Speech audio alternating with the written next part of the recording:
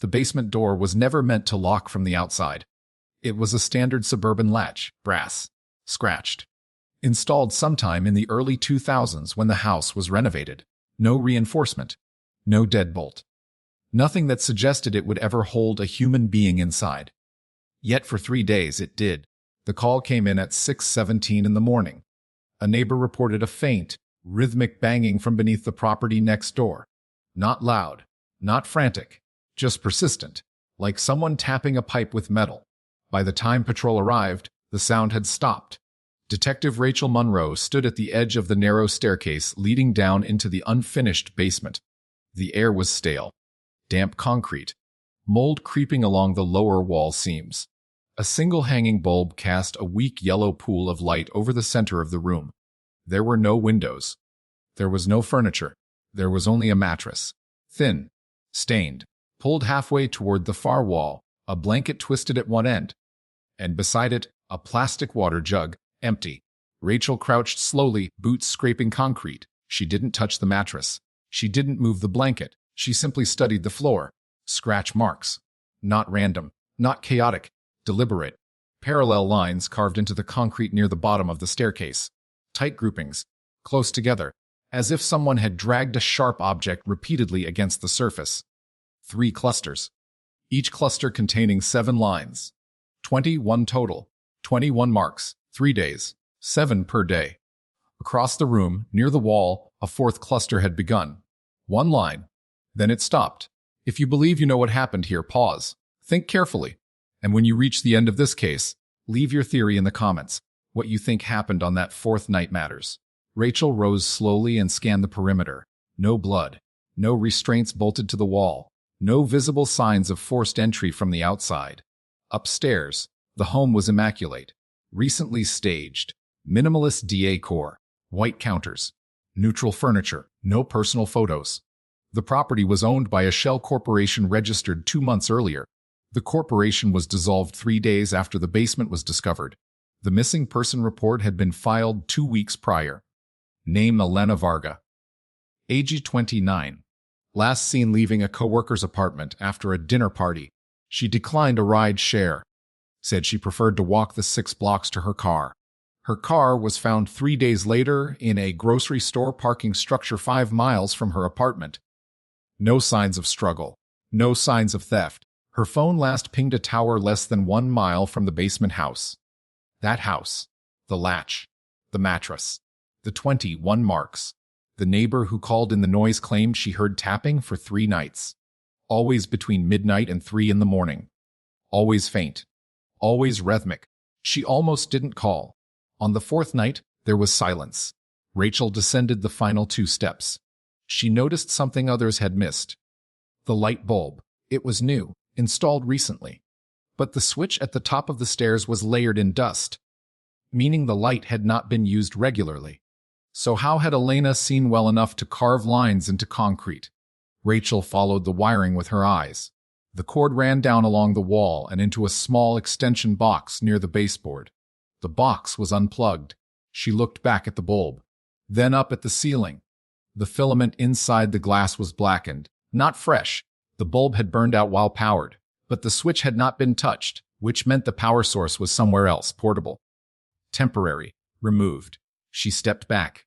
3 days. Water jug empty. No food wrappers. No bucket. No visible means of sanitation. If someone intended her to survive, they did not prepare the space properly. If someone intended her to die, they would not leave water. The mattress had a faint indentation on one side. She had not been alone. Rachel's gaze shifted to the staircase wall. There, at shoulder height, was a faint scuff. Circular, as if something metallic had brushed against the drywall repeatedly. Handcuffs leave that shape when someone pulls upward while seated. But there were no cuffs present. No chains. No rope fibers. Nothing. Upstairs, in the kitchen, the sink trap contained residue. Rachel had it collected. Later analysis would confirm it contained dissolved adhesive compounds. Industrial grade. The kind used to mount temporary soundproofing panels. The walls downstairs showed faint square outlines where something had once been attached. Panels removed. Basement sealed. Noise contained. Except for tapping. Always tapping. The neighbor described it as slow and deliberate. 7 taps. Pause. 7 taps. 7 taps. Pause. Then nothing. 21 total. 3 nights. On the 4th night, she must have started again. 1 tap. Then silence. Rachel stood in the empty room and closed her eyes briefly. There was no body. There was no blood. There was no obvious exit path. But someone had been here. Alive. Counting. And someone had returned on the 4th night. Because the door latch showed fresh abrasion on its inner plate, as if it had been opened from above and slammed shut again. The question was not whether Elena survived 3 days. The question was what changed on the 4th night, and whether she ever left this basement alive. Rachel opened her eyes. The 4th mark on the floor was deeper than the others. Carved with force. Interrupted. Something had startled her mid-count. Something close. Something inside the room. The house had no security system, no camera footage, but the grocery store parking structure did. Elena's car entered at 8:40, 2 in the evening. A dark sedan followed exactly 2 minutes later. License plate unreadable. The sedan exited alone 37 minutes after entry. Elena's car remained parked. The sedan was traced to a rental agency, rented under a falsified identity, returned the following morning. Cleaned, vacuumed, detailed, except for one thing. In the trunk well beneath the carpet liner, investigators found concrete dust. Fine. Powdered. Mixed with something else. Fiberglass insulation fragments. Rachel looked back down at the 22 marks. 21 complete, 1 unfinished. If Elena had been moved after the 4th night, she did not leave through the front door, because the front door lock showed no recent wear. But the basement had no exterior access, which meant there was another way. Hidden, temporary, or constructed. Rachel moved to the far wall, knelt, pressed her palm against the concrete. Cool, solid. But one section sounded different when tapped. Hollow. Behind that wall was a crawlspace, recently resealed. She stood slowly. If Elena had survived 3 days, someone had monitored her. Someone had counted with her. 7 taps. Pause. 7 taps. Pause. 7 taps. Pause. Why 7? 7 hours between midnight and dawn. 7 days in a week. 7 steps from mattress to staircase. Or perhaps 7 was not about time. Perhaps it was a code. Rachel turned toward the stairs. The door above was open, daylight spilling faintly downward. The silence in the basement felt heavier than the darkness. 3 days, 21 marks, 1 interrupted. No body, no blood, no exit, only silence. And on the 4th night, something happened in this room that erased all sound. But not all evidence. Rachel Monroe did not believe in ghosts. She believed in pressure. And in this basement, pressure had shifted. The crawlspace would be opened. The corporation records would be traced. The rental identity reconstructed. And somewhere inside the sequence of 7 taps, the truth of the 4th night would surface. Because someone miscalculated. They assumed 3 days would break her. They did not anticipate what happens when a victim starts counting. And they certainly did not anticipate Detective Rachel Monroe noticing the unfinished mark. If you follow evidence over assumptions, subscribe now. And tell me in the comments, based on what you've heard so far, does the timeline feel intentional or accidental? The crawlspace measured just under 3 feet in height. Too small to stand, wide enough to drag. Rachel Monroe lay flat on the plastic sheeting forensic techs had rolled across the basement floor and angled a flashlight into the narrow opening carved behind the resealed wall. The concrete patchwork was fresh, lighter in color, uneven at the edges, rushed. The previous team had confirmed the sealant was less than 2 weeks old, which meant the space had been accessed after Elena disappeared. Rachel did not rush. She studied airflow first.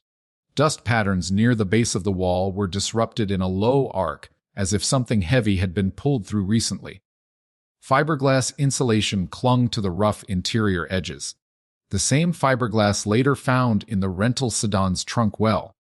That connection was no longer circumstantial. She slid forward carefully, boots left behind at the opening. The beam of her light cut through suspended dust. The crawlspace extended beneath the kitchen, and halfway through she saw it. Drag. Impressions. Parallel. Close together the width of human shoulders. No blood. But there were faint fibers embedded into the dirt. Blue cotton threads. Elena had been wearing a blue blouse the night she vanished. Rachel stopped 3 feet short of the far end. There, resting against a support beam, was a metal object. She reached it slowly. Handcuffs. Standard issue. Not police grade. Cheap. Retail. One cuff closed. The other twisted. Broken at the hinge. Elena had not been passive. She had pulled upward hard enough to fracture low-grade steel. Rachel angled her light higher. Above the beam, the underside of the kitchen floorboards showed scrape marks. Repeated. Precise. As if someone had lifted a hatch from above. Not from the basement. From the kitchen. The immaculate white kitchen upstairs. The minimalist decor. No personal photos. No signs of occupancy. It had never been meant as a home. It was a transit point. Rachel backed out slowly. When she stood again in the basement, the room felt different. Not empty. Interrupted. Elena had been alive in this space. She had resisted. She had broken one cuff. She had begun a 4th set of marks. One line. Then something changed. Rachel moved upstairs. She walked directly to the center of the kitchen, and there it was, nearly invisible. A seam in the hardwood flooring beneath the island. Not aligned with the planks. A square cut. Subtle. Designed to blend. She crouched. Ran her fingers along the grain. The wood flexed slightly. 2 techs joined her and lifted the panel. Beneath it a secondary hatch. Metal framed. Insulated. Soundproofed from below. The adhesive residue in the sink trap made sense now. Temporary acoustic dampening had been installed and later dissolved and washed away. Someone wanted silence. But they also wanted access. Rachel looked down into the darkness. The crawlspace tunnel ran directly beneath this opening, meaning whoever returned on the 4th night did not come through the basement stairs. They came from above. They stood over her, lifted the hatch, entered silently. The question was whether they removed her alive or silenced her there. The forensic sweep of the crawlspace revealed something else. Footwear impressions. 2 distinct sizes, one consistent with a male adult, the second smaller. But not Elena's. Elena's shoe size was 8. The smaller impression corresponded to a size 6. Female. 2 offenders, or 1 offender and an accomplice. Rachel returned to the mattress. She knelt beside the indentation. It was shallow on one side, deeper on the other, meaning someone heavier had sat there, close, facing her, possibly speaking, possibly waiting. She imagined the sequence. Night 1. Elena regains consciousness. Restrained, confined, given water, no food. She begins tapping. 7 marks. Night 2. Still alive. Still tapping. Night 3. Weaker, but deliberate. 21 marks. On night 4, she starts again. 1 line. The hatch above opens. Someone descends through the crawl space. Not the stairs. They approach from behind. The unfinished mark suggests interruption mid-motion, which means she was conscious when they entered. No signs of struggle on the mattress. No blood spatter. No broken fingernails recovered, which suggests control. Chemical sedation. Forensic tox analysis on the mattress later revealed trace residues of benzodiazepines, administered via aerosol or soaked cloth. Quick onset. Memory impairment. Compliance. The rental sedan's GPS data provided a timeline. It returned to the property at 12:14 in the morning on the 4th night. It departed at 2:03, 1 hour and 49 minutes. Enough time. Rachel walked to the staircase and looked at the latch again. Fresh abrasion on the inner plate. The stairs were used too, but not for entry. For exit. If Elena had been removed through the crawlspace and kitchen hatch, the basement door may have been opened afterward, to stage, to inspect, or to confirm silence. The neighbor heard nothing on the 4th night. No tapping, no banging, only silence, which means sedation was effective, or worse. Rachel requested excavation of the yard perimeter. Ground, penetrating radar scanned for soil disturbance. Nothing recent, no burial, no shallow graves, which narrowed the possibilities. Elena was transported, alive or deceased. The sedan's route after leaving the property traced toward the industrial waterfront district. Warehouse blocks, storage units, disused shipping facilities. The corporation that owned the basement house had ties to a logistics holding company operating in that same district. Paper trails were thin. Layered ownership. Foreign registrations. But one name surfaced repeatedly. A consultant listed across 3 dissolved entities. Marcus Inescu. 42 years old. Background in import-export brokerage. No criminal record. Divorced. No fixed address listed. His phone records placed him within 2 miles of the basement house on each of the 3 nights Elena was confined. On the 4th night, his device went dark at 11:57. It reactivated at 2:20, 1 in the morning near Pier 17. The rental sedan GPS ended at Pier 17 as well. Rachel studied satellite imagery, warehouse access points, dock cameras. Most were inactive. Budget cuts, poor maintenance. But one private security camera overlooking an adjacent marina captured partial footage. Time stamped 1:40, 2 in the morning. A dark sedan, trunk open. 2 figures, one taller, one shorter. Something long carried between them. Wrapped. The footage was grainy, unclear, but the height differential matched the crawlspace impressions. The object did not appear rigid. It bent slightly at the center. Rachel did not speculate aloud. Instead, she requested marina water traffic logs. A small motor vessel departed Pier 17 at 1:58, registered under a holding company linked to Marcus Ionescu. Destination filed as coastal maintenance testing. No return log recorded. The vessel was later found docked 3 towns north. Washed. Interior sanitized. But beneath a removable deck panel, investigators located concrete dust, fiberglass fragments, and blue cotton fibers. Elena had not died in the basement. She had been moved. The 4th night was a transfer, not an execution, which meant the 22 marks were not a countdown to death. They were a record of endurance. Rachel returned once more to the basement before leaving the property.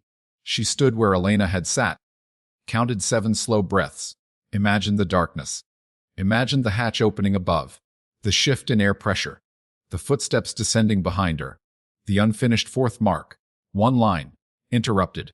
She did not yet know whether Elena survived beyond that night, but she knew this. The offenders believed the basement was the end of the story. It was not. It was the midpoint, and somewhere between Pier 17 and the silent vessel docked 3 towns north, the truth of what happened after that unfinished line waited. Rachel Monroe turned off the hanging bulb. This time she used the switch. Dust fell from it as it clicked downward. The basement returned to darkness, but the sequence had begun to speak. 21 complete. 1 interrupted. The 4th night did not erase the evidence. It only relocated it. Pier 17 smelled of diesel and low tide. By the time Detective Rachel Monroe stepped onto the weathered planks, the morning fog had thinned into a pale gray haze. The marina was quiet. A handful of maintenance workers moved between boats with slow, deliberate motions, careful not to look too long at the cluster of patrol vehicles parked near the dock entrance. The vessel registered to the holding company sat at slip 12, 32 feet long, fiberglass hull, twin outboard engines, recently cleaned. Too clean. Rachel paused before boarding. She studied the waterline first. Faint discoloration along the starboard side suggested recent weight displacement, something heavy loaded and later removed. She stepped onto the deck. No visible stains, no personal belongings, no fishing equipment, no coolers. This was not a leisure boat. It was transportation. She moved toward the cabin hatch and descended carefully. The interior was stripped. Cushions removed. Storage compartments empty.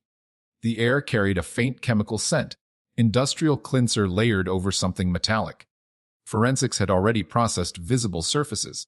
Nothing obvious remained. Rachel crouched near the removable deck panel where fibers had been recovered. She traced the panel edges. Microscopic abrasion along the screws indicated recent removal and replacement. Beneath it, investigators had found concrete dust and fiberglass fragments, transferred from the crawl space. Elena had been here, alive or unconscious. The timeline suggested transfer at 1:58 in the morning. If she was sedated in the basement around midnight, she would still be under heavy influence during transport. Rachel considered oxygen levels. The under-deck cavity measured roughly 4 feet long and less than 2 feet deep. Airflow minimal. If sealed while underway, survival time would be limited. But the panel had ventilation perforations, small, deliberate drill holes along the side facing the engine compartment. Someone planned for breathing, which meant they did not intend immediate death. Rachel rose and stepped back onto the dock. The marina security footage, enhanced overnight, revealed more detail. 2 figures. The taller individual matched Marcus Ionescu's build. Approximately 6 feet, lean frame. The shorter figure moved with confidence, not hesitant, hair tied back, shoulder length. The footage captured a partial profile when she turned briefly toward the camera. Female, estimated mid-30s. No clear facial identification. Rachel requested cross-reference on known associates of Ionescu. One name surfaced repeatedly in financial documents: Anna Petrescu. Logistics coordinator, listed as independent contractor across 3 shell entities. Last known address of vacant. Phone inactive. Travel records showed she entered the country 18 months prior on a work visa tied to maritime brokerage services. No exit record. Rachel returned to the dock edge and looked out over the water. The vessel had traveled north for approximately minutes before docking again 3 towns away. That marina's logs showed no unusual activity.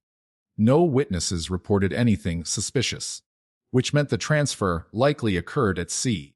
Between departure and arrival, the GPS data from the boat's onboard system had been partially wiped, but fragments remained. At 2:16 in the morning, the vessel slowed to near idle speed approximately 1 mile offshore.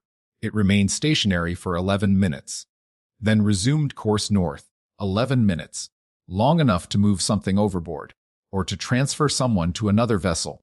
Coast Guard radar logs indicated a small craft detected briefly within proximity during that window. Unregistered. Signal intermittent. Rachel studied the radar pattern. 2 vessels within 100 yards for 9 minutes. Then separation. If Elena had been moved again, the marina dock north was only a staging point. Rachel's phone vibrated. Forensics had completed preliminary analysis on the handcuffs recovered from the crawlspace. Trace skin cells under the broken hinge, not Elena's. Male DNA. Partial match in national database to a prior arrest for aggravated assault 5 years earlier. Name Victor Hale. Charges dismissed due to witness recantation. Known associate of Marcus Ionescu. Rachel closed her eyes briefly. The basement was not random. It was constructed. Temporary confinement. Soundproofed. Monitored. Transfer executed precisely on the 4th night. Multiple actors involved. Which meant planning. Which meant motive beyond impulse. She reviewed Elena's background again. Financial analyst at a mid-sized import firm. Specialized in auditing offshore accounts. 2 months before disappearance, she flagged irregularities tied to a shipping consortium. That consortium shared financial pathways with the logistics holding company linked to Ionescu. Elena had reported concerns to her supervisor. The supervisor dismissed them. 1 week later, Elena requested external audit review. 3 days after that, she vanished. Rachel did not believe in coincidence. If Elena discovered financial laundering through maritime channels, the basement confinement may have been coercive. Interrogation. Pressure. Demanding silence. 7 taps per night. Deliberate. Measured. Not panic. Perhaps she was communicating. 7. 7. 7. Rachel returned to the evidence board assembled at the temporary command center. She rewrote the pattern in her notebook. 7 taps. Pause. 7 taps. Pause. 7 taps. Pause. International Maritime Distress Signals use sequences of 3. 3 short. 3 long. 3 short. But 7 repeated thrice was different. 21 total. 21 in Roman numerals XXI. Not meaningful. But 7 in binary is 111. 3 repetitions. 11111111. 9 ones. 9. Pier 17. Slip 12. 11 minutes stationary offshore. Rachel looked again at the incomplete 4th mark. 1 line. If she was beginning another sequence of 7, the interruption occurred immediately, which means the offender entered at the precise moment she began counting again. They were monitoring her, possibly from above, listening for tapping, waiting for the 4th cycle. Why? Rachel considered another possibility. 7 hours between midnight and dawn. 3 nights equals 21 hours of darkness endured. The 4th night would be the breaking point. Perhaps the tapping was not a message outward. It was a message inward. Stay alive. Count time. Maintain cognition. Victims deprived of external stimuli often use counting rituals to preserve mental stability. 7 is manageable. Repeatable. Rhythmic. The unfinished line suggests sudden intervention, not gradual sedation. Something startled her mid-motion. Rachel reviewed toxicology again. Benzodiazepine traces present, but dosage levels uncertain. If aerosolized from above through the hatch, she may have had seconds before disorientation. The marina radar contact of the secondary vessel became the next focal point. Registration data for nearby small craft revealed one anomaly: a privately owned rigid inflatable boat registered to a defunct marine survey company. Owner Anna Petrescu. Last inspection expired. Docked intermittently along various piers under short-term rental slips. Financial transactions showed fuel purchases the night of Elena's transfer. Rachel's gaze hardened. 2 vessels. 2 offenders. Transfer offshore. No body recovered in coastal searches. No distress call. No debris. If Elena had been alive during secondary transfer, she would have been conscious by then. Benzodiazepines metabolize within hours. Depending on dose, if she regained awareness at sea, she would have known the basement was no longer her prison, which means her final moments, if they occurred that night, were under open sky. Rachel requested sonar sweeps along the 11-minute stationary coordinate. Nothing substantial detected on seabeat, which strengthened the alternative. Elena was not disposed there. She was moved again. The rigid inflatable boat's GPS had been disabled, but harbor toll cameras captured it entering a marina 2 hours after the initial vessel docked north. That marina served a cluster of abandoned cannery warehouses scheduled for redevelopment. Ownership records showed the redevelopment company shared a legal representative with the original Shell Corporation that owned the basement house. The pattern was tightening. Temporary properties, layered ownership, maritime transfers, soundproof confinement, coercion tied to financial audit exposure. Rachel stood before the board. 3 nights underground. 4th night relocation. Offshore Rendezvous. Secondary vessel. Abandoned cannery district. The unfinished 4th mark was not a symbol of death. It was a pivot point. Everything after that mark occurred above ground, or above water, which meant somewhere within those warehouses lay evidence of what happened next. Rachel turned toward the window overlooking the marina. The tide had shifted slightly, water rising against the dock posts. Pressure changes in enclosed spaces alter sound transmission. If someone was monitoring the basement from above, they would have known precisely when the tapping stopped. And on the 4th night, it stopped instantly. Not gradually, not fading, instantly. Which meant contact was made, immediate, controlled. Rachel Monroe did not yet know whether Elena Varga survived the sea. But she knew this. The basement was stage 1. The boat was stage 2. And the cannery district was where stage 3 began. The unfinished 4th mark was not silence. It was interruption. And interruptions leave fingerprints, even when the water tries to wash them away. The cannery district had been empty for nearly a decade. Condemned structures lined the waterfront like hollow ribs. Corrugated metal siding peeled in strips. Windows boarded. Concrete loading bays cracked and overtaken by weeds. Redevelopment signs were posted along the perimeter fencing. None of them listed active construction dates. Detective Rachel Monroe arrived just after dusk. She preferred transitional light. It revealed edges. Security around the district was minimal. Temporary fencing, a single rotating guard hired through a subcontracted firm, and motion sensor floodlights mounted at intervals along the largest warehouse structures. The marina logs had placed Anna Petrescu's rigid inflatable boat docking at a private slip connected to Warehouse 3. Warehouse 3 was scheduled for structural assessment. 2 weeks prior, no inspection records were filed. Rachel stood across the street and observed the structure before entry. Large sliding steel doors at the loading dock. Secondary side entrance reinforced with new padlock. Fresh tire impressions near the dock ramp. And something else. Generator exhaust staining near a ventilation grate. Temporary power. Recent. She did not approach the main entrance. Instead, she circled the perimeter and located a smaller maintenance access door, partially obscured by stacked pallets. The lock was newer than the door. Forensics documented before breaching. Inside, the warehouse swallowed sound. High ceilings, steel rafters, dust suspended in the beam of her flashlight. The air was cold but not stagnant. Ventilation fans had run recently. Near the center of the floor sat a rectangular structure assembled from modular construction panels. Temporary, insulated, soundproof. The panels matched residue compounds recovered from the basement sink trap. Rachel approached slowly. The enclosure measured roughly 8 feet by 8 feet. 1 door. No windows. She paused before touching it. No visible blood around the threshold. No obvious force damage. She opened it. Inside was a chair bolted to the concrete. Not a standard chair. Modified.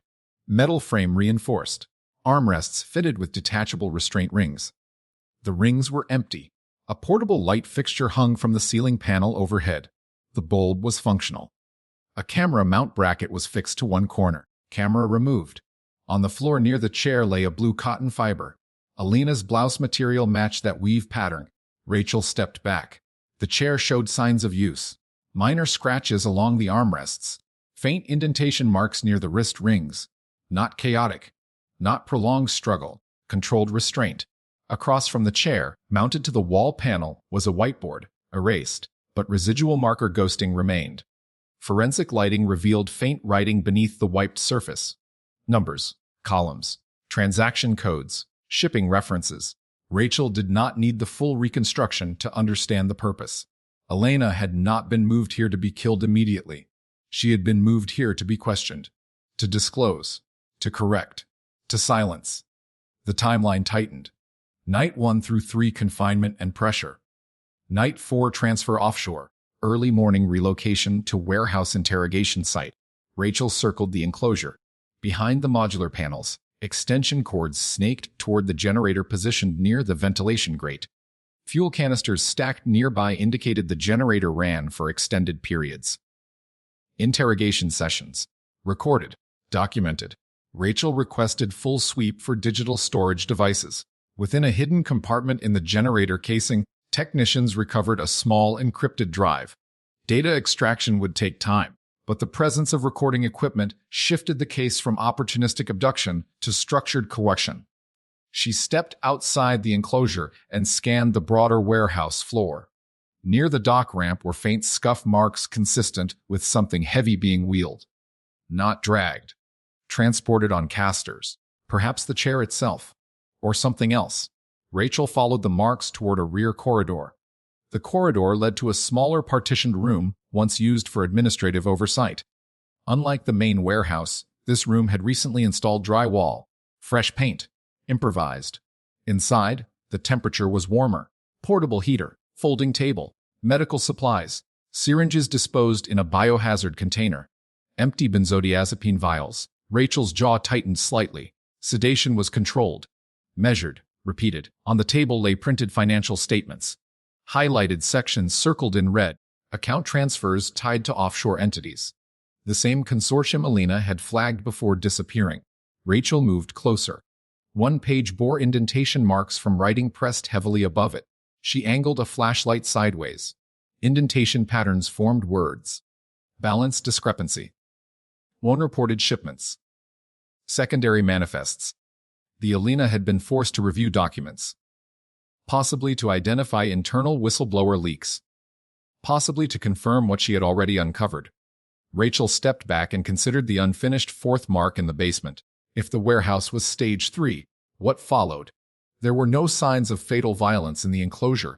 No blood pooling. No ballistic residue. No visible trauma indicators.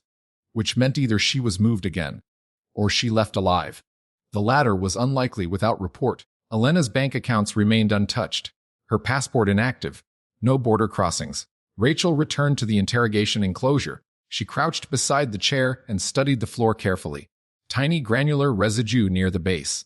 Not concrete, not dust. Salt. Marine, grade rock salt. Used commonly on docks to prevent slipping. Which meant whoever escorted her into this enclosure had not fully cleaned footwear after leaving the marina. Transfer path confirmed. Boat to dock. Dock to warehouse. Warehouse to chair. She stood slowly. A detail from the basement resurfaced in her mind. The indentation on the mattress suggested someone heavier had sat close to her, possibly speaking, possibly offering conditional promises. The pattern emerging was not random violence. It was leverage. Elena knew something financially damaging. She was detained to correct or suppress it. Interrogated. Sedated. Transported across multiple controlled environments. But something disrupted the plan. Because structured operations do not leave shell corporations dissolved days after discovery. That is reaction, not preparation. Rachel's phone vibrated.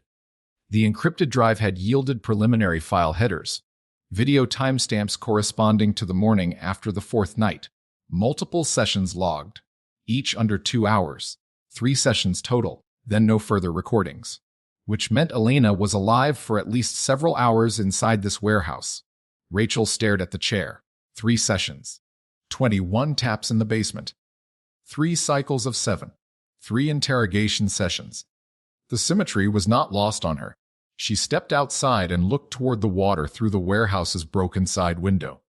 If the operation ended here, disposal would need to occur discreetly. The cannery district bordered deep shipping channels. Large vessels passed nightly. Industrial noise masked small watercraft movement. She walked back through the warehouse and paused near the loading dock. The dock doors were wide enough to allow vehicle entry. Fresh tire impressions suggested a van or box truck had entered recently. Rachel requested traffic camera pulls for adjacent roadways covering the relevant time window. Within hours, partial footage confirmed a white cargo van entering the district at 4:12 in the morning and departing at 5:37. License plate obscured. No company markings. But one detail stood out.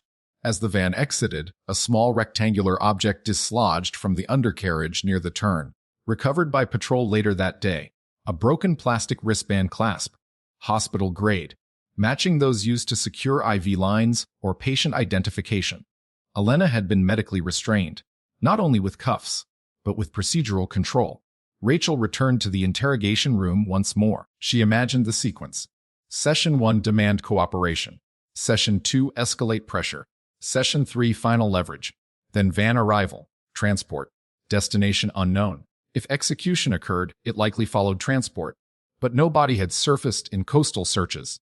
No unidentified remains matched her profile statewide, which suggested one of 2 outcomes. She was disposed in a controlled industrial process, or she remained alive beyond that morning. Rachel's eyes settled on the erased whiteboard again. Numbers ghosted faintly beneath the surface. Transaction codes, shipment identifiers. If Elena had disclosed what she knew during interrogation, she may have shifted the financial exposure timeline, which could explain the rapid dissolution of shell corporations days later. Damage control. Rachel turned toward the exit. Stage 1, basement. Stage 2, offshore transfer. Stage 3, warehouse interrogation. Stage 4 remained unaccounted. But the white cargo van was the missing piece. And somewhere along its route lay the answer to whether the unfinished 4th mark represented the end, or merely another interruption in a sequence that had not yet completed. The white cargo van entered the cannery district at 4:12 in the morning. It exited at 5:37. 5 minutes inside. No license plate visibility. No company decals. No identifiable driver profile from traffic cameras. But the van passed 3 municipal intersections before reaching the main highway. At the second intersection, the camera caught a reflection in the side mirror. A fragment. Not a face, but a wrist, female, thin, pale, resting against the inside of the rear cargo window. Rachel did not assume. She enlarged the frame. The wrist angle was unnatural, bent backward, restricted, and there was something else. A faint band near the base. Medical-grade adhesive residue, matching the broken clasp recovered near the cannery exit. Elena had been inside that van, alive, at least at 4:26 in the morning. Rachel mapped the van's route using sequential camera pulls. It did not head toward the main bridge or industrial landfill corridors. Instead, it turned inland, toward the older freight rail district. Decommissioned yards, storage depots, cold storage facilities no longer in operation. One property in particular stood out. A refrigerated warehouse formerly used for seafood processing, closed 3 years earlier due to regulatory violations. Ownership recently transferred to a redevelopment intermediary corporation. The same legal representative linked to the basement house and the cannery site. Rachel arrived at the rail district just before sunset. She did not enter immediately. Instead, she studied satellite overlays against municipal utility records. The warehouse showed minimal electricity consumption for months, except for one anomaly: a spike in power usage beginning the morning of Elena's transfer, lasting approximately 14 hours, then returning to baseline. 14 hours. If she was alive in the van at 4:26, she could have been inside that facility until early evening. Rachel approached the warehouse perimeter. Chain link fencing secured the lot. New padlock. Fresh tire impressions at the side service gate. She waited for the warrant. Once inside, the interior air carried a distinct chill. Industrial refrigeration units were offline now, but residual cold clung to the concrete. The main processing floor was empty. Hooks once used for suspended storage hung from overhead rails. Most were rusted, unused. But along the far wall stood a temporary partition built from insulated panels. Similar to those in the cannery interrogation enclosure, Stage 4, Rachel entered. The room inside was smaller than the warehouse chamber, 10 feet by 12, a metal table at the center, not bolted. Medical IV stand positioned beside it, empty bags still attached. On the table surface were faint linear scratches, not chaotic, parallel, measured. Rachel stepped closer, her breath slowed. On the floor beneath the table were small droplets, not blood, condensation mixed with saline residue. A cooler unit sat unplugged against the wall. Inside it, forensic technicians later confirmed, were sealed gel packs used to maintain temperature control for biological transport. Rachel closed her eyes briefly. Financial crimes escalate in predictable patterns. Fraud, exposure, coercion, then elimination. But elimination is not always lethal. Sometimes it is administrative. Identity erased. Paper trails buried. Human being removed from formal systems. Elena's passport had not been used. Her bank accounts remained dormant. But if her identity was compromised, if new documents were created, Rachel walked around the table slowly. At the corner nearest the IV stand lay a single strand of dark hair, not Elena's. Elena's hair was a brown. This strand was black. Thicker. Rachel remembered the marina footage. The shorter figure, hair tied back, shoulder length, likely dark. Anna Petrescu, which meant Anna was physically present in this room. Rachel turned toward the insulated wall. There, partially concealed behind a panel seam, was a small vent opening. Airflow directional, not for cooling, for sound containment. This room was not designed for execution. It was designed for procedure. Medical, controlled. Rachel's phone vibrated. Digital forensics had partially decrypted the drive recovered from the cannery generator. 3 video files intact. Session 1, Elena restrained in the chair, conscious, disoriented but coherent. Session 2, document review. Elena identifying transaction codes verbally. Session 3, elevated tension. Marcus Ionescu visible in frame. Anna Petrescu partially visible at edge. At the end of Session 3, Elena stated something critical. Audio enhancement isolated her words. There's another ledger. Offshore. Not tied to the holding companies. Then the recording ended. No further sessions. Which meant the van transfer followed immediately after that disclosure. Rachel's mind aligned the sequence. Elena had revealed a separate ledger. Possibly encrypted. Possibly held elsewhere. If that ledger exposed the full laundering network, the offenders could not risk immediate elimination. They needed access. Passwords. Keys. Authentication, which would require her alive. Rachel scanned the refrigerated room again. No signs of fatal violence. No ballistic residue. No arterial spray. No blunt trauma impact patterns. But there were restraints. Removable wrist ties found in a medical waste container. Used. Disposed. And one detail that shifted everything. On the metal table edge, etched faintly with something sharp, were markings. 3 vertical lines. Pause. 3 vertical lines. Pause. 3 vertical lines, not 7. 3. 3 cycles. 9 total. Roman numeral IX. Or perhaps simply a continuation of counting. But why 3? In distress coding, 3 short, 3 long, 3 short. International distress. She could not tap in the refrigerated warehouse, but she could etch. Rachel leaned closer. The spacing was intentional, not random scratching. 3, 3, 3. She stepped back slowly. In the basement, she counted to preserve sanity. In the warehouse interrogation room, she complied under pressure. In this refrigerated facility, she resumed signaling. 3 cycles of 3. Distress. Which meant she believed someone might see it. Which meant she believed she would leave this room alive. Rachel checked municipal records for refrigerated truck movements that day. At 5:58 in the evening, a commercial medical transport vehicle entered the rail district.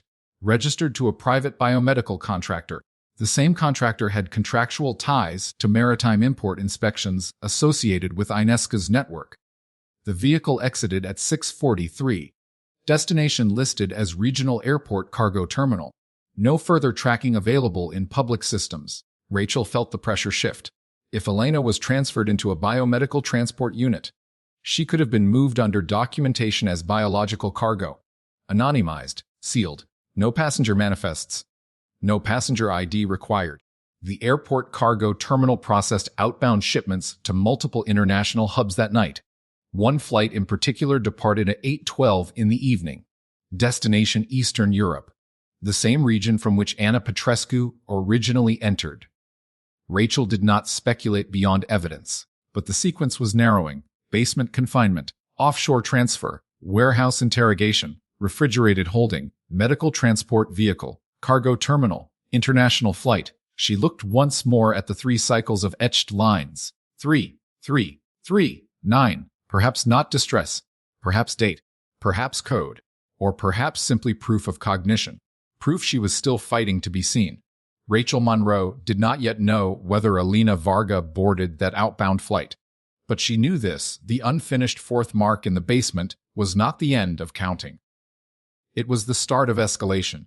And somewhere beyond the cargo terminal manifests, beyond dissolved shell corporations, beyond erased digital ledgers, Elena's survival depended on one more interruption, one more mark left behind, and Rachel intended to find it.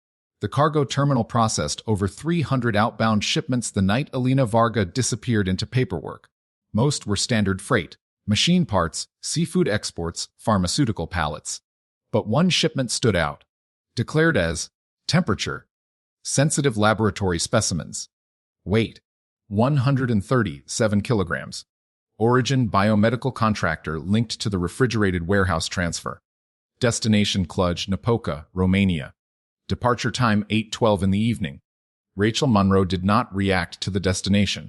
She reacted to the weight. 137 kilograms was too heavy for standard lab samples, too light for industrial cargo, but consistent with a reinforced transport container housing a restrained adult. Cargo security footage showed the biomedical truck reversing into Bay 4. 2 workers in contractor uniforms unloaded a large insulated crate on a wheeled pallet jack. Documentation stamped, no customs flag. The crate was scanned and routed directly to aircraft hold loading. The manifest listed no biological hazard warnings, which meant if Elena was inside, she was declared as inert material. Rachel requested full chain of custody signatures. One name appeared on the contractor release form: Victor Hale, the same male DNA recovered from the broken handcuffs, which meant Hale physically handled the transfer. The airline confirmed the crate boarded the flight, but there was a complication. At 7:48 in the evening, 24 minutes before departure, the shipment status was amended. Destination changed, not Cluj-Napoca, but Vienna. The routing change occurred electronically. Authorization code traced to an external IP registered through a private server cluster. The digital signature matched login credentials belonging to Elena's employer, which meant someone used internal corporate access to alter the shipment's routing. Rachel stood in the airport operations office reviewing the digital audit trail. The amendment was not random. It was precise. It required multi-factor authentication, which would normally trigger a security alert. But no alert was logged, meaning whoever accessed the system bypassed internal detection protocols. Elena had mentioned another ledger, Offshore, not tied to the holding companies. If that ledger included authentication tokens or encrypted credentials, she may have had leverage, and someone else may have used it.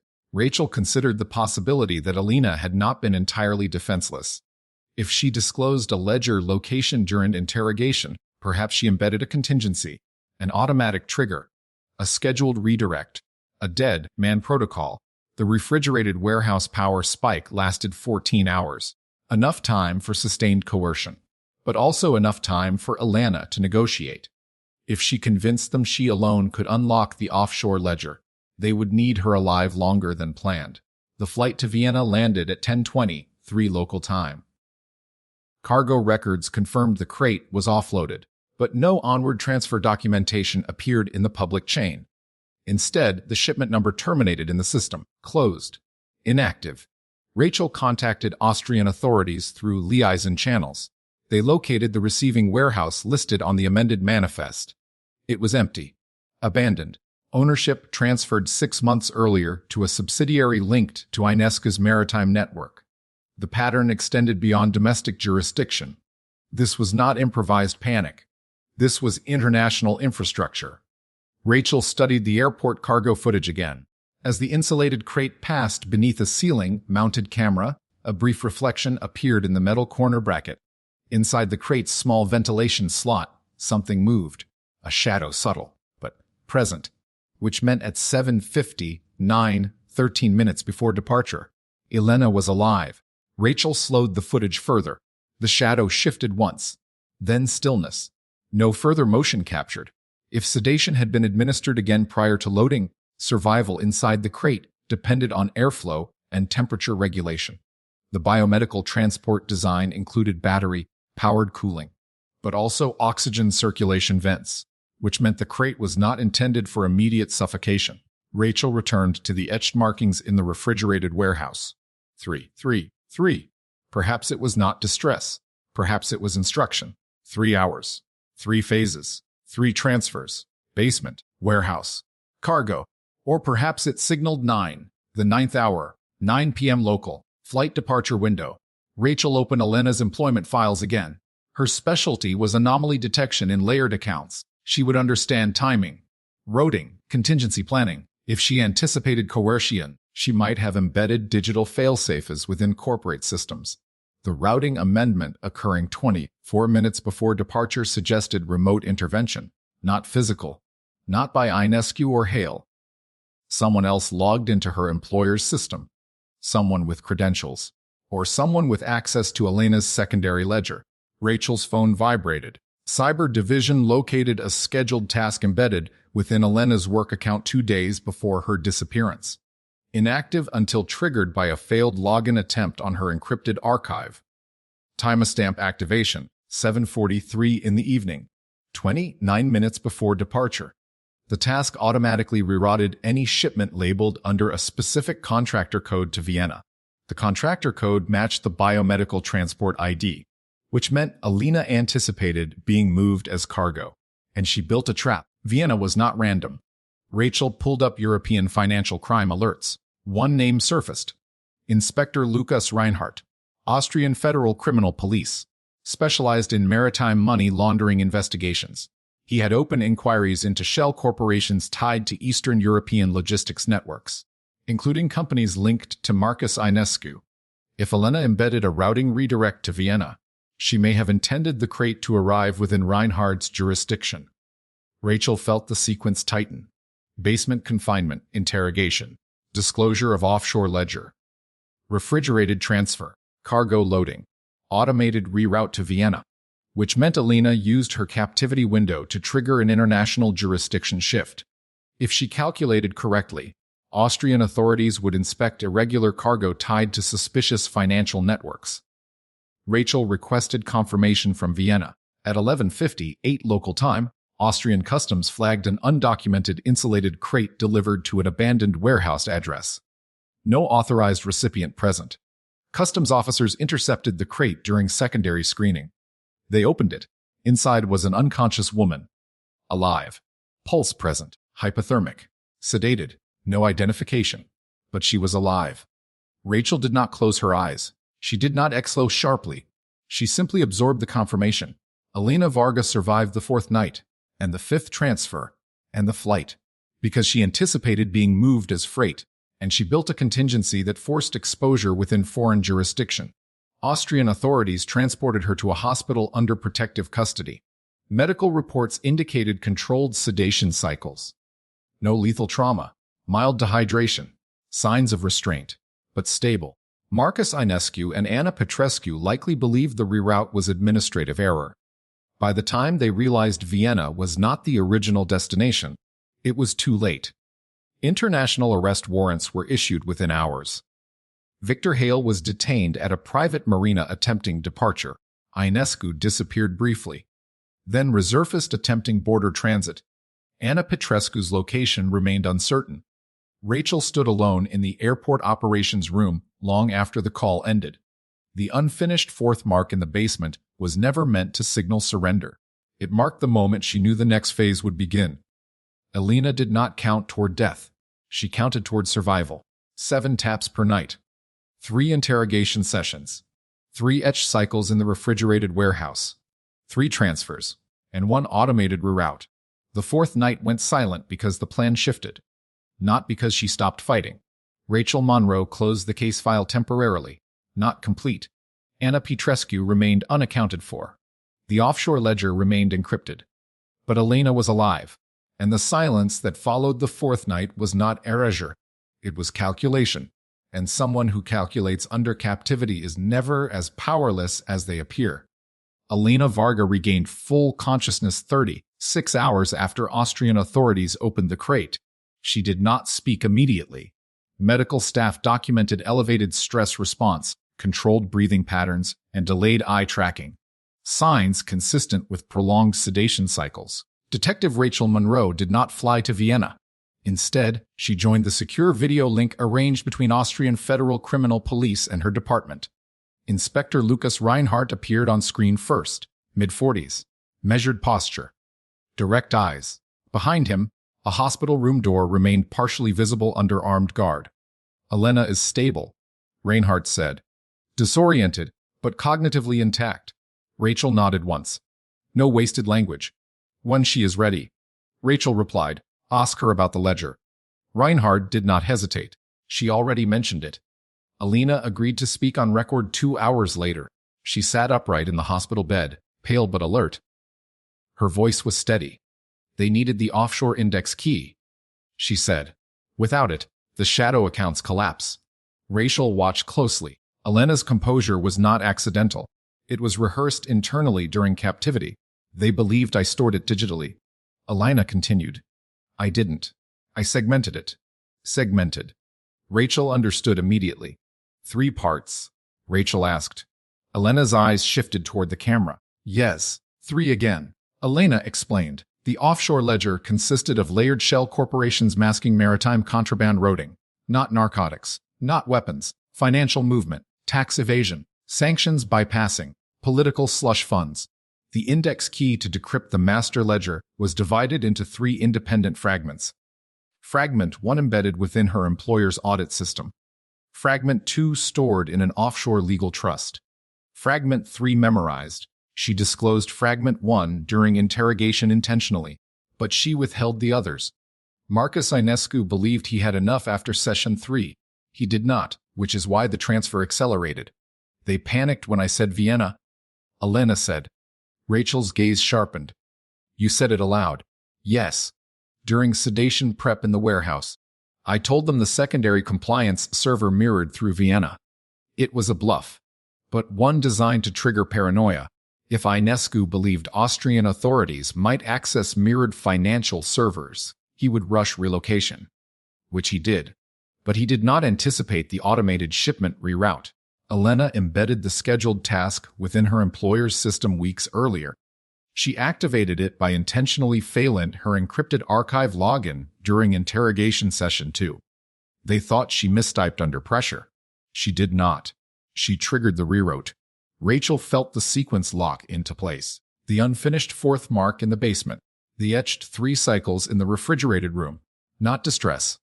Strategy. Elena used repetition to maintain mental sequencing. 7 taps per night. 3 fragments of the ledger. 3 interrogation sessions. 3 etched cycles to remind herself of the segmented key. "Why continue etching?" Rachel asked. Elena looked down briefly. "I needed to keep the fragments aligned in memory." Repetition preserves structure. Cognitive anchoring. Under sedation and isolation, repetition stabilizes recall. Rachel had seen victims fragment under less pressure. Elena did not. Inspector Reinhardt stepped closer to the camera. "We intercepted the crate because of customs irregularity," he said. "Your automated reroute flagged the shipment under an open investigation list tied to Ionescu's companies." Which meant Elena not only redirected the crate, she directed it into an active investigative zone. Calculated exposure. Rachel asked the next question carefully. Did they ever intend to release you? Elena held her gaze. No. No hesitation. They needed confirmation of the index structure. Once they believed they had it, I became a liability. Rachel did not ask how she knew. Victims often sense inflection shifts during coercion. Tone changes, body language. She had been alive inside that crate because of timing, not mercy. Reinhardt provided update on arrests. Victor Hale was in custody. Marcus Enescu detained at a border checkpoint in Slovakia attempting exit under alternate identification. Anna Petrescu remained missing. Financial assets across 4 jurisdictions were frozen pending decryption of the offshore ledger. Rachel returned to the most important detail. Fragment 3, she said. Still memorized. Elena nodded once. Yes. Rachel did not ask her to disclose it over open connection. Chain of custody integrity mattered. Instead, she shifted to something else. The 4th night, Rachel said. In the basement. What changed? Elena's breathing slowed slightly. They came through the floor. Rachel said nothing. They waited for the tapping. Elena continued. I knew they were listening. I kept it consistent. When I started the 4th cycle, they moved immediately. You expected it. Wes. She anticipated escalation after 3 cycles, which meant the unfinished 4th mark was intentional. She began it early. To force entry. To accelerate transfer before psychological deterioration compromised recall. Rachel absorbed that carefully. You interrupted yourself, she said. Elena's eyes flickered faintly. I wanted them to think I was weakening. It made them impatient. Impatience creates mistakes. Mistakes create openings. The routing amendment was one such opening. Rachel asked one final question. Why 7? Elena allowed a faint, controlled breath that almost resembled a smile. 7 is short enough to hold in working memory under sedation. Long enough to mark time, and divisible by nothing clean except itself. A prime structure. Indivisible, like her segmented key. Rachel ended the call with minimal formalities. Elena was placed under protective custody in Austria pending formal extradition agreements for testimony. The offshore ledger required all 3 fragments to decrypt. Fragment 1 was secured. Fragment 2 located within a Cayman Islands trust flagged under international cooperation request. Fragment 3 remained in Elena's memory. Anna Petrescu was still unaccounted for, which meant the network was wounded, not dismantled. Rachel returned to the evidence board in her office. Basement photograph, crawlspace, marina footage, warehouse enclosure, refrigerated room, cargo terminal still frame. She removed a marker and wrote beneath the timeline not victim, architect. The silence on the 4th night was not defeat, it was transition. Elena controlled what she could. Counting, fragmenting, triggering, redirecting. She survived because she anticipated each phase. But there remained one variable unresolved. Anna Petrescu. The smaller footprint in the crawlspace. The dark strand of hair in the refrigerated room. The second vessel offshore. Anna had not been arrested with Enescu or Hale, which meant either she fled early, or she remained operational. Rachel stared at the etched 3 by 3 pattern photographed from the refrigerated table. 3, 3, 3, 3. There was one possibility not yet considered. If Elena segmented the key into 3 fragments, and only disclosed one during interrogation, Anna may believe 2 fragments still exist elsewhere, which makes Elena a continued target.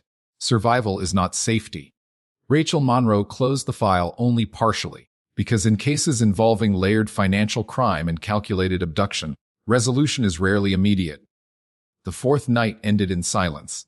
The 5th day ended in international custody. But the sequence of 3 was not complete, not until every fragment, and every accomplice, was accounted for. Anna Petrescu did not run immediately. That was the first mistake. Most secondary operators disappear within hours of a primary arrest, change jurisdictions, burn devices, liquidate cash. Anna did none of those things for the first 48 hours after Marcus Enescu's detention. Instead, she accessed one bank terminal, a discrete ATM inside a commuter rail station. She withdrew a modest amount of cash, not large enough to trigger automatic financial surveillance, but enough to move quietly. Detective Rachel Monroe studied the surveillance still. Anna wore neutral clothing, baseball cap, Hair shorter than in the marina footage. Cut recently. Intentional alteration. But posture remained the same. Balanced. Unhurried. The woman did not move like someone panicking. She moved like someone recalculating. Rachel requested thermal imaging analysis of the rail station camera during the withdrawal window.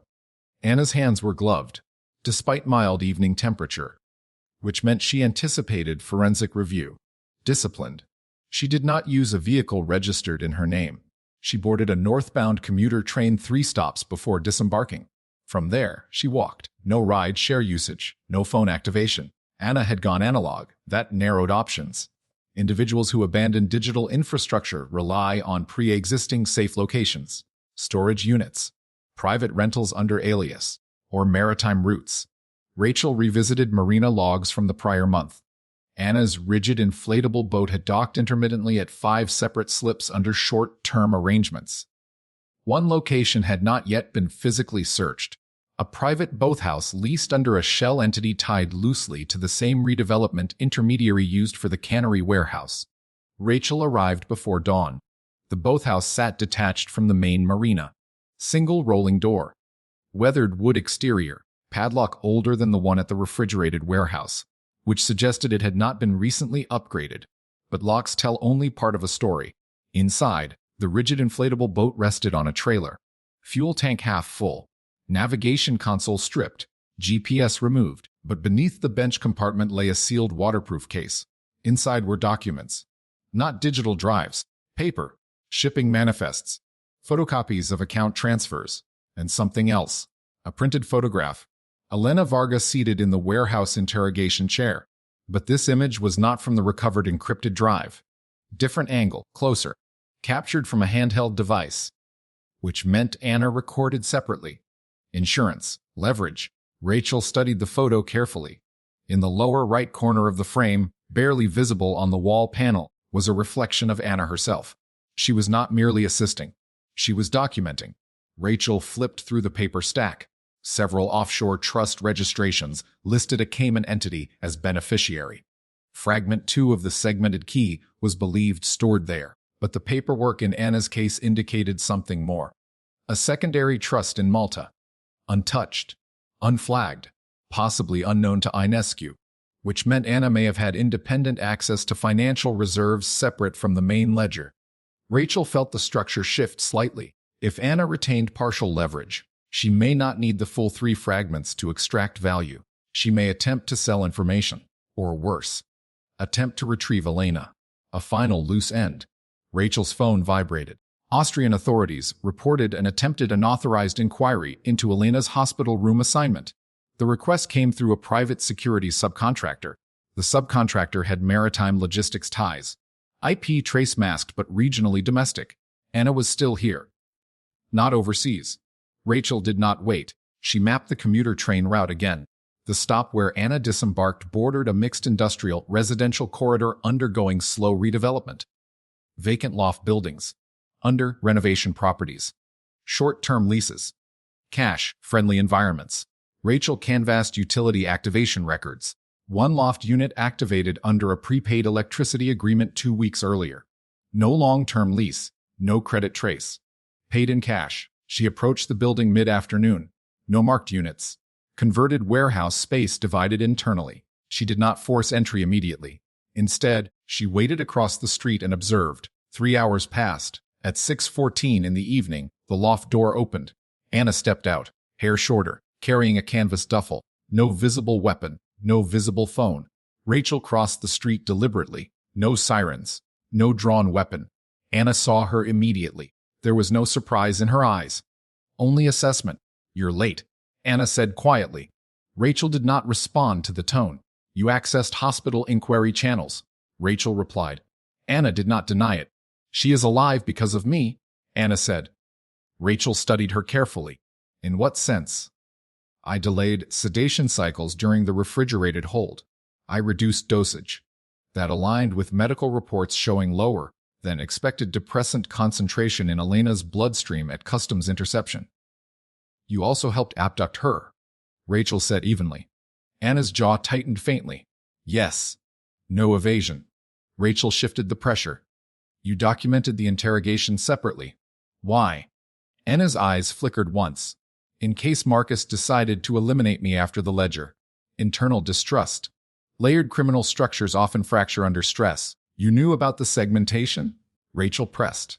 Anna nodded. Not fully, I suspected. She repeated patterns. 7 taps, 3 scratches. She was memorizing something. Rachel let silence stretch briefly. You withdrew cash instead of running, Rachel said. Why? Anna's answer came measured. Because if Marcus is extradited, he will trade information. And if Elena speaks, the network collapses. But there are names above Marcus. Hierarchy. Financial crime rarely ends at mid-tier brokers. You're afraid, Rachel said. Anna did not respond verbally, but her grip on the duffel tightened slightly. Rachel stepped closer. Give me Malta, she said. Anna held her gaze. I want immunity. Rachel did not promise. I can recommend cooperation. Anna's breathing shifted subtly. Internal calculation. The duffel bag unzipped. Inside were additional documents. A USB drive and a handwritten page. Coordinates. Bank routing sequences. And a partial encryption string. Fragment 2 location, not Cayman. Malta. Hidden under a layered trust tied to a maritime insurance syndicate. Anna had held back knowledge. Leverage against Marcus. Leverage against everyone. Why now? Rachel asked. Anna's answer was immediate. Because I am not Marcus, and I do not want to disappear in a crate. Rachel did not soften. You may still face charges. Anna nodded once. Yes. Honest. Calculated cooperation. Rachel signaled the arrest team waiting out of sight. Anna did not resist. As cuffs were secured, Rachel noticed something small. On Anna's wrist was a faint indentation. Circular. Old. Perhaps from prior restraint. Criminal networks are rarely clean hierarchies. Sometimes participants are both perpetrators and pressured assets. But Rachel did not allow narrative sympathy to distort responsibility. Anna participated. Actively. Documented. Transported. Sedated. She would answer for that. As Anna was escorted away, Rachel opened the handwritten page again. 3 fragments. Fragment 1 secured domestically. Fragment 2 now traceable through Malta. Fragment 3 in Elena's memory. The sequence of 3 was nearly complete. But Rachel understood something clearly. The offshore ledger was not the end. It was a doorway. Names above Marcus Ionescu would surface once decrypted. Political donors. Corporate executives. Perhaps officials. Which meant this case would not close cleanly. The basement's silence on the 4th night led to Vienna. Vienna led to Malta. Malta would lead elsewhere. Rachel looked back at the loft building. Anna had not fled because she understood something Marcus did not. Elena was not just a liability. She was a pivot point. And pivots shift structures far larger than a single shell corporation. The counting was almost finished. 7 taps. 3 fragments. 3 arrests in progress. 1 network destabilized. But Rachel Monroe knew better than to assume symmetry meant completion. Prime numbers do not divide evenly. And neither do layered crimes. There was still 1 fragment to formalize. And when all 3 aligned, the ledger would speak. Fragment 2 was secured in Malta within 48 hours of Anna Petrescu's arrest. International warrants moved faster once Austrian authorities confirmed Elena Varga's survival and formal statement. The Maltese trust, previously dormant, attempted a silent asset shift the moment Marcus Ionescu's detention became public. Too late. Financial crimes enforcement froze the transfer mid-sequence. The trust documentation revealed layered beneficiaries routed through maritime insurance syndicates, infrastructure consultancies, and philanthropic foundations. On paper, it looked legitimate. Under forensic accounting, it fractured. Detective Rachel Monroe stood in the briefing room as encrypted data streams populated across the main screen. Fragment 1 integrated. Fragment 2 validated. Only Fragment 3 remained. Elena agreed to provide it in person under controlled conditions. She returned under protective escort 3 weeks after the crate was opened in Vienna. Physically thinner, psychologically sharpened. She did not ask for privacy. She asked for clarity. If this unlocks everything, she said, it cannot disappear into internal politics. Rachel did not make promises she could not enforce. It will be documented across jurisdictions, she replied. Elena nodded once. The decryption process required the 3 segments entered in precise order. Not merely string concatenation, but interlocking cipher alignment. Elena recited fragment 3 from memory. No hesitation. No stutter. 7 sequences, each 7 characters long. Prime segmentation. She had structured the memory under the same rhythm she tapped in the basement. 7 per line. 3 lines. 3 fragments. The system processed. The ledger opened. What appeared was not a simple list of offshore accounts. It was a dynamic transaction matrix mapping 15 years of layered financial movement. Political contributions disguised as consulting fees. Sanctioned goods routed under false shipping manifests. Shadow payroll accounts for intermediary facilitators across 3 continents. Marcus Enescu was not the architect, he was an operator. Above him were corporate executives. Above them were elected officials. Rachel scanned the names. Some were expected, others were not. One name caused the room to go silent. A senior partner at Elena's own firm. The same supervisor who dismissed her initial audit concerns. Which meant the abduction was not merely damage control. It was internal containment. Elena watched the screen without expression. "I told him," she said quietly. "He told me to let it go." Rachel understood the implication. The system was compromised at multiple levels. The ledger timestamp history showed access attempts during Elena's captivity. Repeated. Failed. Marcus had only fragment 1. Without 2 and 3, the structure remained unreadable. The moment all 3 aligned under official control, automated audit pings triggered across connected jurisdictions. Red flags populated regulatory dashboards in real time. Accounts froze automatically. Wire transfers halted mid-route. The network began collapsing digitally before arrests could physically follow. Rachel did not allow momentum to outrun caution. "Chain of custody is locked," she said. "No internal suppression." Elena's gaze shifted toward her. "You knew they would escalate after 3 days?"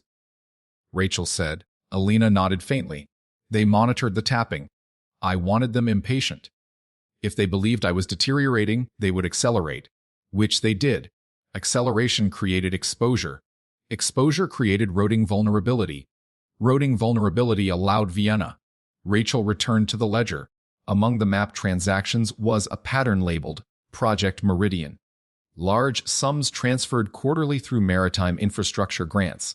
Destination nodes linked to Eastern European energy development zones. But one recent entry stood out. Dated 2 days before Elena's abduction. Marked as contingency. Amount substantial. Recipient an anonymous escrow node tied to a defense procurement intermediary. If the ledger had not opened, that transfer would have executed fully. Now it was frozen. Rachel felt the scale of it. This was not just financial laundering. It intersected with geopolitical influence.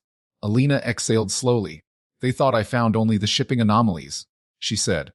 "I found Meridian by accident." Accidents trigger fear in structured crime. Fear triggers overreach. Overreach creates mistakes. Marcus abducted Elena to protect the ledger. But in doing so, he accelerated its exposure. Rachel turned toward the arrest coordination feed. Simultaneous warrants were executing across 3 cities. The senior partner at Elena's firm was detained in his office. 2 maritime compliance officers taken into custody. Bank accounts across 4 countries locked. Anna Petrescu remained in negotiated cooperation status. Victor Hale transferred under federal hold. Marcus Enescu formally charged. The ledger continued to populate secondary names. Some flagged for ongoing surveillance rather than immediate arrest. Rachel watched carefully. Cases like this rarely end cleanly. When networks fracture, fragments attempt to reassemble elsewhere. She looked back at Elena. "The 4th night." Rachel said quietly, "You knew they would move you." "Yes. And you were certain the reroute would work." "Nupo." "Honest. Calculated risk." "Then why do it?" Elena's answer came without hesitation. "Because staying in that basement was certain death.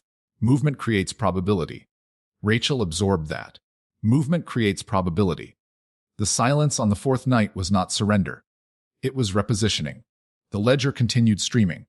Financial analysts began mapping secondary connections. The senior partner at Elena's firm had authorized multiple internal audit suppressions, which meant Elena's disappearance was likely greenlit before she left the dinner party that night.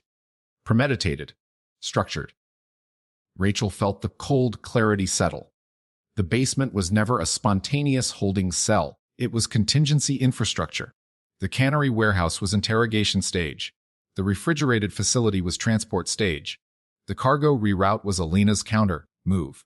3 fragments, 3 cycles, 3 transfers. The pattern held.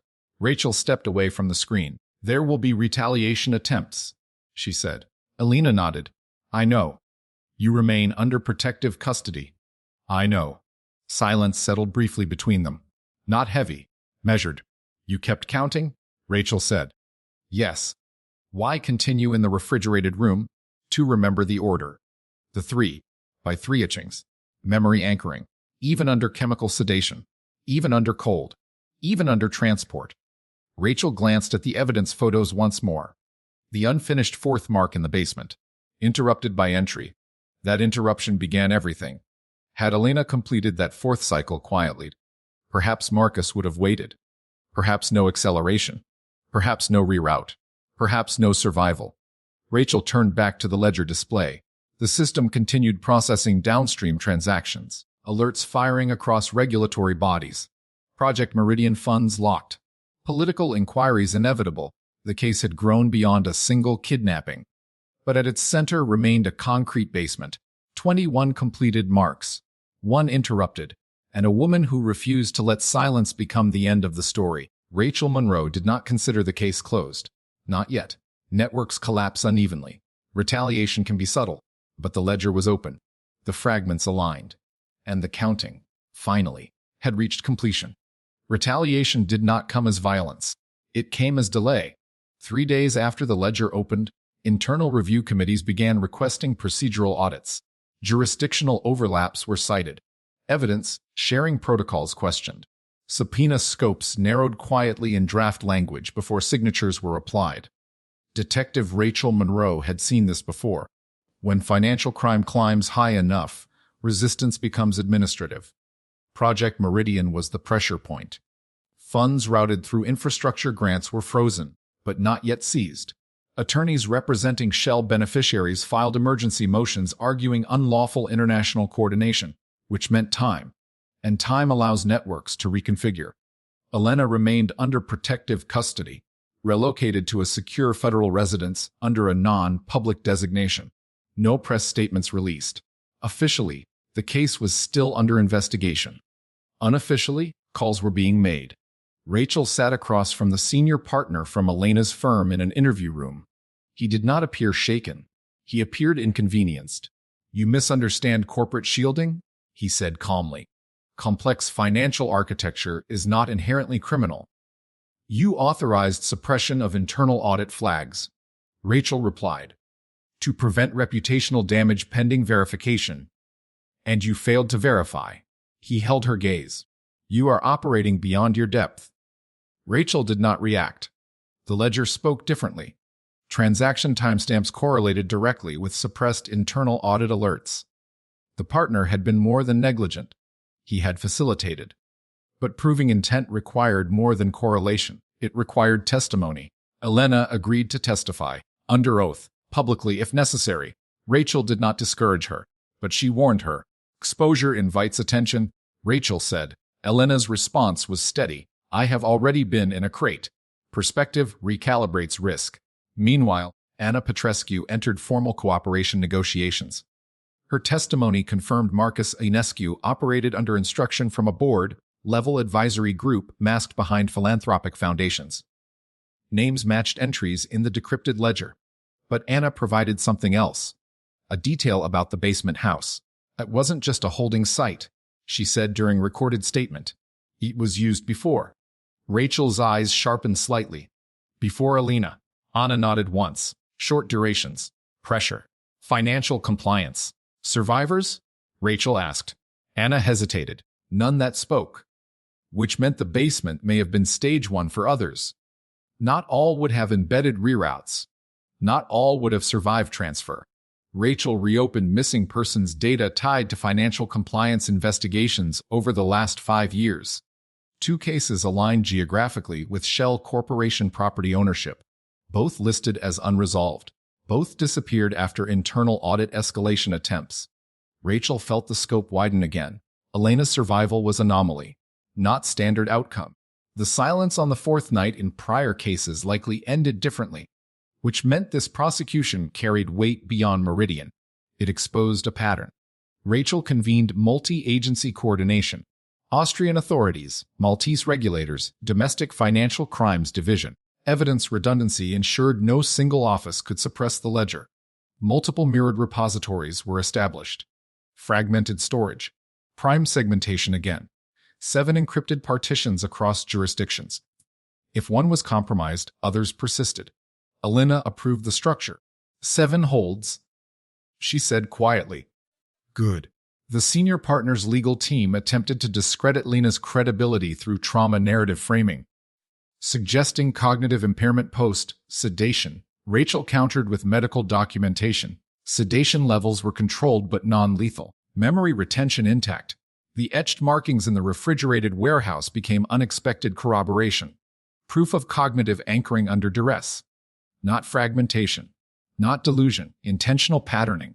Project Meridian documentation began surfacing in parliamentary oversight hearings overseas. Public exposure shifted pressure dynamics. When sunlight expands, administrative resistance weakens. Marcus Ionescu entered plea negotiation posture. He offered names in exchange for reduced sentence. Rachel allowed prosecutors to manage the trade carefully. Information must be verified before leverage is granted. Victor Hale provided logistical confirmation. Transport routes. Property acquisitions. Audio recordings from earlier compliance detentions. Anna's documentation photographs filled procedural gaps. The basement was mapped fully, crawlspace dimensions logged, soundproofing materials traced to bulk industrial suppliers. Each detail constructed an unbroken chain.